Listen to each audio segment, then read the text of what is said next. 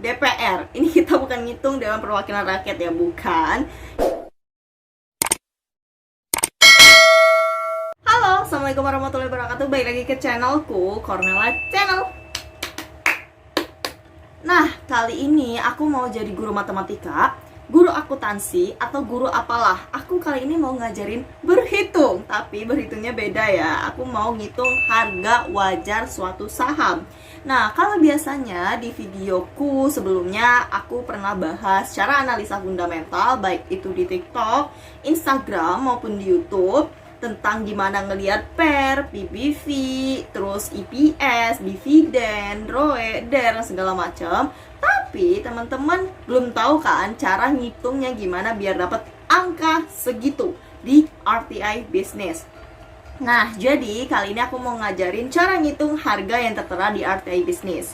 Nah, tapi aku mau info juga, aku nanti bakal pakai dua aplikasi. Yang pertama RTI Business yang sering aku gunakan. Terus yang kedua pakai aplikasi sekuritas untuk melihat fundamentalnya. Karena ada beberapa data yang berbeda.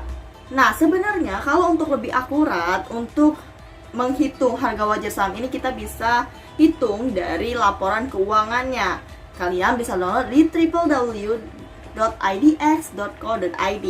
Cuman kalau untuk pemula memang agak susah sih untuk baca. Even aku udah pernah bikinin cara baca laporan keuangan di sini. Teman-teman bisa contoh, aku pernah bahas Unilever kalau nggak salah, Ultra Jaya. Aku udah pernah bedah gimana cara baca laporan keuangannya. Cuman emang agak sulit untuk ngeliat datanya karena berlembar-lembar PDF dengan total ratusan bahkan puluhan lembar. Nah, kalau di RTI Business kita bisa langsung ngeliat data-data sebenarnya udah dirangkum yang kita perlukan sebenarnya untuk pemula analisa. Nah, nanti aku bakal ngitung 7 rasio nih. Yang pertama BVPS, yang kedua PER, terus PBV, terus DYR, terus DPR, terus ROE, terus DER. Nah, nanti aku bakal ngitung 7 ini yang sering aku gunakan untuk analisa fundamental, untuk saham yang bakal kita keep jangka panjang kayak gitu. Nah, di sini nanti aku bakal ambil contoh saham blue chip, yaitu ICBP, Indofood CBP Sukses Makmur, yang Indominya sering kita makan gitu kalau anak kos kayak aku juga. Nah, nanti aku bakal hitung ke 6 rasio kecuali ROE di RTI Business. Khususon untuk ROE nanti kita hitung pakai aplikasi sekuritas.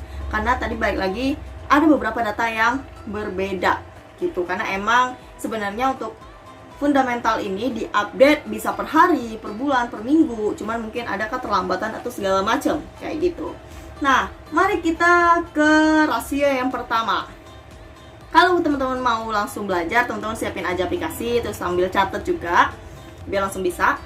Aku mau ngitung BVPS. Aku belum pernah bahas ini. Apa sih BVPS itu sebenarnya? BVPS adalah book value per share atau harga suatu saham per lembarnya, harga bukunya seharusnya gitu.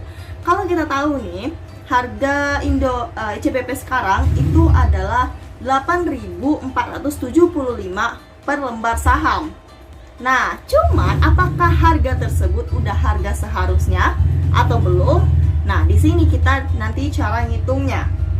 Rumusnya gimana? Rumusnya adalah BV sama dengan jumlah ekuitas dibagi jumlah saham yang beredar.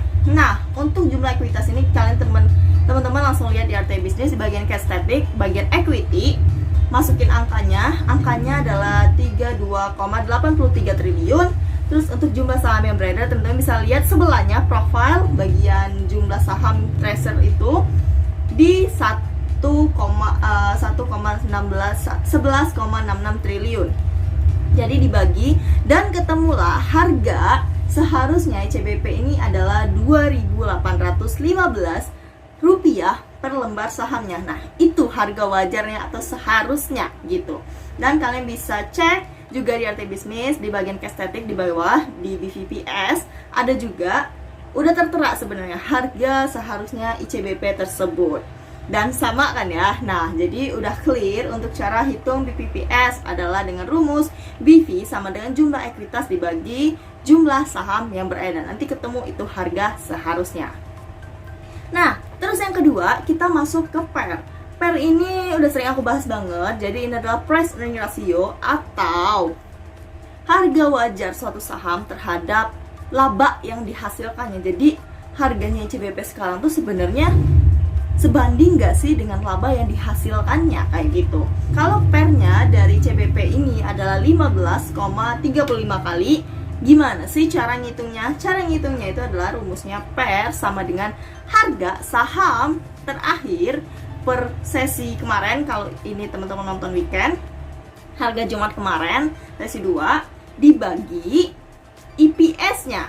Jadi 8475 dibagi 552, hasilnya nanti ketemu 15,35 kali. Jadi begitulah cara ngitung dari PER. Nah, aku pernah bilang kalau PER ini masih dikatakan murah atau dikategorikan masih wajar dengan standarnya dunia, itu adalah 15 kali ke bawah.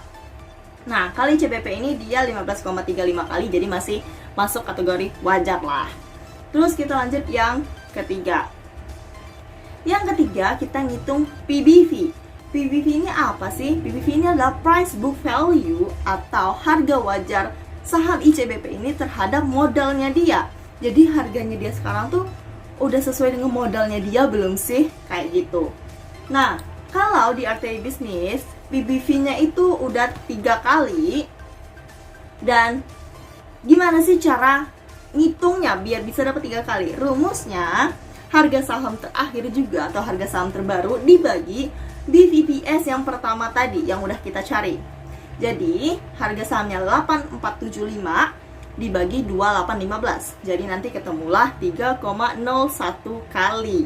Nah, aku juga pernah bilang di videoku yang sebelumnya, kalau PBV itu ada standar dunia juga yang masih bisa dibilang murah ataupun masih dibilang wajar di kisaran 1-2 kali. Jadi kali CBP ini udah menyentuh 3 kali. Jadi ini itu sebenarnya udah lumayan mahal dibandingkan satu kompetitornya. Dan ingat, baik lagi, khusus untuk PER dan PBV harus dibandingkan dengan yang satu sektor. Jadi kali CBP ini ya bandingkan dengan saham Mayora, Ultra Jaya, terus Indofood, yang satunya lagi NDF, segala macam, biar apple to apple, biar nggak kita bandinginnya itu sesuai dengan sektornya dia. Jadi nggak relevan kalau kita bandingin saham ICBP dengan saham perbankan, terus dengan saham properti dan segala macam. Oke, di note ya.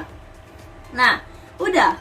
Terus lanjut kita ke 4, ngitung dividen yield. Nah, jadi buat kalian yang sebenarnya sebagai dividen hunter yang pengen dapet keuntungan setiap tahun tanpa beli saham, tanpa beli apa segala macam, tinggal nunggu nanti masuk RDN. Nah, ini cara hitungnya. Tapi sebenarnya kalian teman-teman udah tahu lah ya apa dividen yield. Jadi dividen yield itu adalah persentase keuntungan yang kita dapat dari kita beli saham tersebut. Kan ada berapa persennya, terus berapa persennya dan segala macam. Nah, kalau untuk ngitung dividen yield ratio ini, rumusnya DPS atau dividen per share dibagi harga saham terbaru atau harga saham terakhir. Nah, dividen per share-nya dari ICBP itu kan 215 dibagi harganya 8475. Karena dividen yield itu persentase bentuknya, dia bentuknya dikali 100, jadi nanti ditambah lagi dikali 100. Jadi DPS dibagi harga saham terbaru dikali 100. Nah, nanti muncullah 2,54%. Jadi untuk dividen yield-nya dari ICBP ini 2,54 yang nanti bakal diterima oleh investor. Nah, jadi aku juga pernah bilang kalau dividen yield ini yang dikatakan loyal, sebenarnya dividen itu kan bukan suatu keharusan atau kewajiban perusahaan untuk memberikan dividen. Cuman emang dividen diukur sebagai bentuk loyalitas perusahaan kepada investornya. Jadi kalau kalian pensuka atau kalian sebagai dividen hunter, ya kalian wajib nyari yang dividen yield-nya juga yang tinggi gitu kan. Dan kalau rata-rata yang bisa dibilang loyal itu sekitar 3%. Jadi udah di atas 3% itu udah bagus banget dividen yield-nya. Nah, sedangkan kalau ICBP dividen yield-nya itu 2,54%. Jadi udah bagus lah ya, udah lumayan tinggi, lumayan gede. Sorry, lanjut kita ngitung DPR, DPR. Ini kita bukan ngitung Dewan Perwakilan Rakyat ya, bukan. Kita ngitung Dividend Payout Ratio. Apa sih itu? Jadi aku belum pernah bahas ini sebelumnya. Jadi DPR itu adalah jumlah laba yang dibagi menjadi dividen kepada investor. Jadi berapa sih laba yang kita dapat itu dalam bentuk dividen dari suatu perusahaan, kayak gitu. Nah, rumusnya gimana? Rumusnya DPS, dividen per share tadi, dibagi EPS, earning per share. Jadi kalau ICBP di RT Bisnis datanya 215 dibagi 552. Nah, balik lagi, kalau DPR ini dia sama kayak DYR tadi, dividend yield, dia dalam bentuk persentase. Jadi nanti dikali 100. Jadi DPS dibagi IPS dikali 100. Nanti ketemulah 38,95%. Nah, jadi jumlah laba dari perusahaan ini yang dibagi menjadi dividen dari perusahaan CBP itu sekitar 38% kepada investornya, kayak gitu. Nah, lanjut kita ngitung ROE. Nah, aku udah bilang tadi di awal kalau nanti ROE kita bakal ngitung di aplikasi sekuritas karena emang datanya tuh nggak ketemu setelah aku hitung. Tapi setelah aku hitung dengan data yang ada di aplikasi sekuritas itu ketemu. Nah, rumusnya itu gimana? Rumusnya itu adalah net profit dibagi equity dikali 100. Tapi sebelum itu teman-teman udah tahu belum sih apa itu ROE? ROE itu adalah return on equity. Jadi rasio suatu perusahaan untuk mengembalikan modal terhadap laba yang dihasilkannya, kayak gitu. Jadi berapa persen sih dia tuh bisa ngembaliin modal dalam jangka waktu, dan di sini satuannya adalah 100%. Nah, jadi kalau net profitnya si ICBP di aplikasi sekuritas itu 6,4 triliun, terus dibagi ekuitasnya 5,2 triliun dikali 100, nanti ketemu 11,6%.